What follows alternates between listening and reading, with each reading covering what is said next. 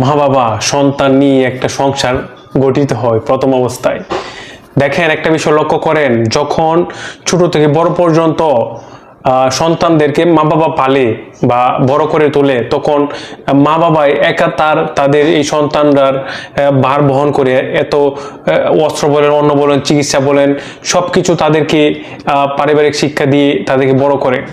কিন্তু একটা দুঃখের বিষয় হচ্ছে, সন্তানরা বড় হয়ে মা বাবাকে দেখে না, মা বাবাকে কষ্ট দেয়, মা বাবার খোঁজ খবর নেয় না, ভাই ভাইয়ে দ্বন্দ্ব লেগে থাকে, ভাই ভাইয়ে মিল নাই, বড় হয়েই বিয়ে হয়ে গেলেই ভাই ভাই সব আলাদা হয়ে যায়।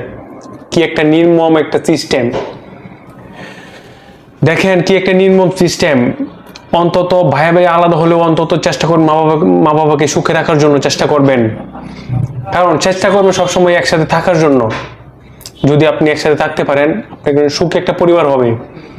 যদি নাই থাকতে পারেন ভাই ভাই মিল, তাহলে আপনার মা বাবাকে আপনি স্নেহ যত্নে রাখবেন, যেন তাদের কষ্ট করতে না হয়।